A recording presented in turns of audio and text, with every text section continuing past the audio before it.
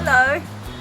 We love to show each other the pretty things in our gardens, but those pretty things are the result of many long hours of maintenance.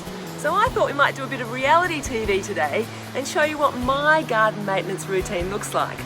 I like to break it up so that I've got time for things other than gardening.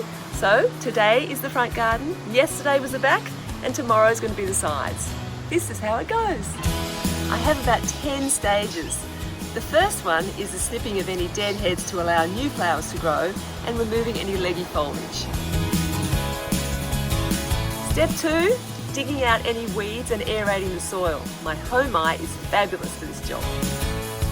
Number 3, pruning and shaping any hedges to keep things neat. Number 4, raking up debris and tidying edges. Number 5, edging the lawn, which is a bit of a back-breaking job, but it's got to be done. Number 6, mulching any areas that need it to help retain moisture and to keep those weeds away. Number 7, raking the gravel paths. They're always getting messed up by humans and dogs. Number 8, sweeping any paved areas. Number 9, any necessary feeding of plants. And number 10, time for a cool drink.